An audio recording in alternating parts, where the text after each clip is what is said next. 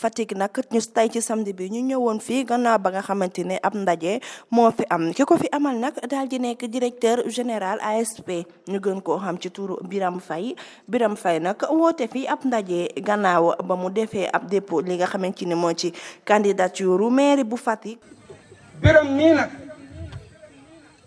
dafa juddoo Fatick ma juddoo Fatick ñu xaw a maase doon ay xarit ca ba ñuy ndaw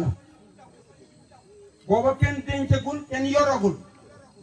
mu soobi yàlla mu joxe ay affectation yóbbu ko ci politique jox ko ci teraanga yi mu ko jox mu bàyyi ma ci diine ji jox ma ca teraanga yam ma jox te doy na ma sëkk yàlla nag boole ñu mu cëral ma ormaal ma yëg ma faale ma am ñewante ci man am considération ci man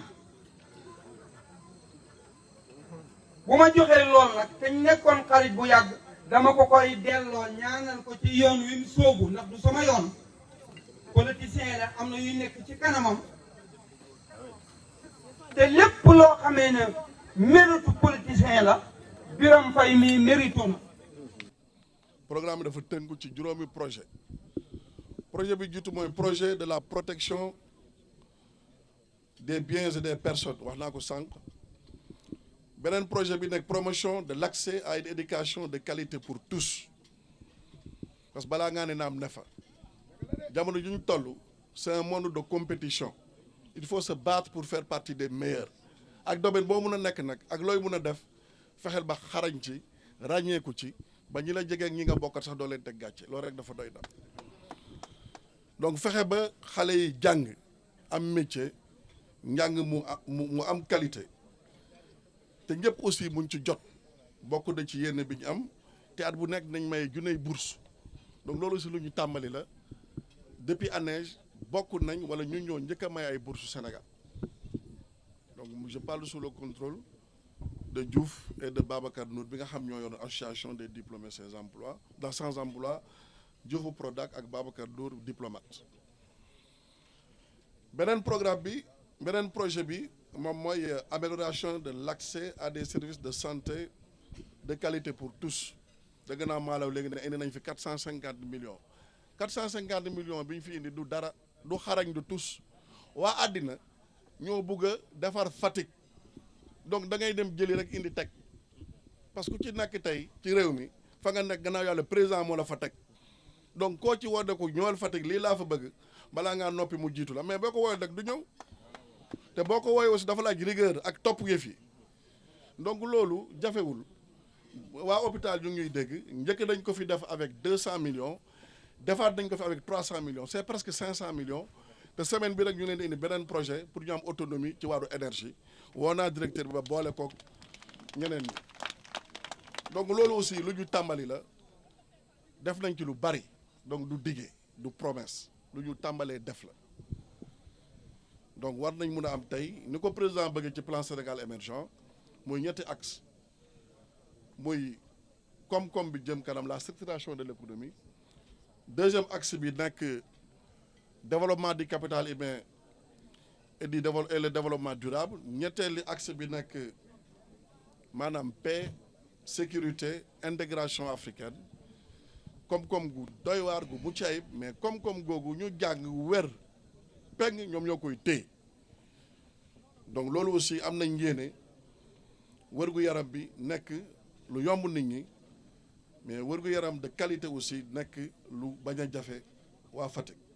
ndax yelloon nañ ko nag beneen projet bi nekk amélioration de l'accès à des activités ludiques et sportives tey am na ku ñu envoyé benn contribution loolu la wax nee na xale yi amuñ fu ñuy épanouir au Fatick amul espace bu xale yi dem comme ni ma amee Dakar ay Magic Land ak yu mel noonu ay fo yoo xam ne day ibbi seen xel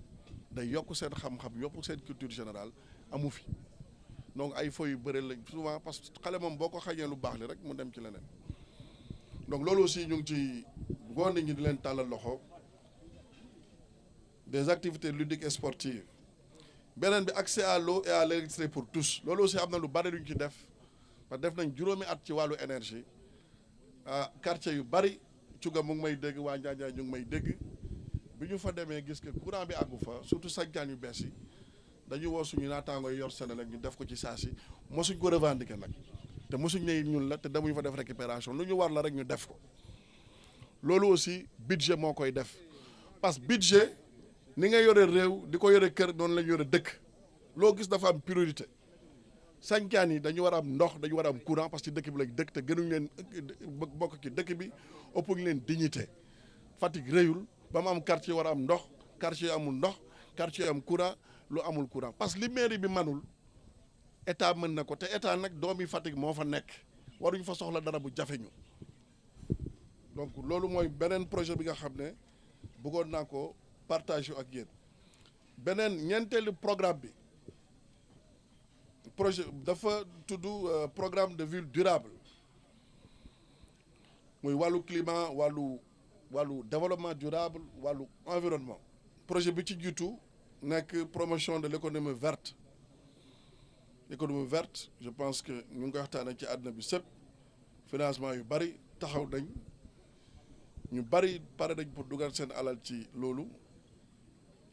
promotion de l'accès à une énergie propre loolu aussi am na luñ ci man parce que liggéey nañ ci au niveau de l'agence pour l'économie et la maîtrise de l'énergie pendant 5 ans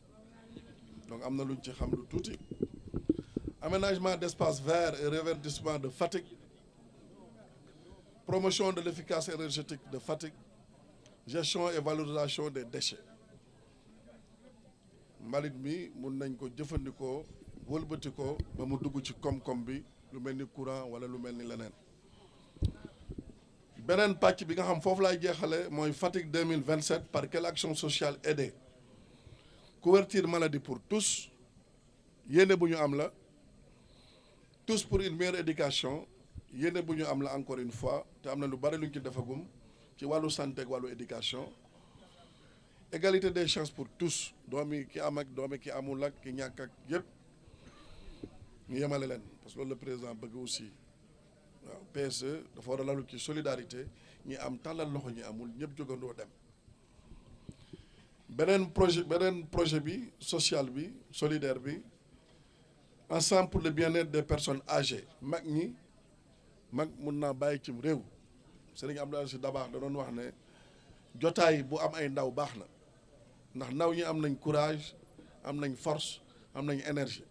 mais mag ñi nag ñoo am maturité ñoo am expérience ñoo am sagesse donc mag ñi dañu am solo ci société bi donc nañ leen war a aar protéger leen encore une fois moo tax geste médical bi ñu mujjee def rencontré nañ association des sages rencontré association des personnes vivant avec handicap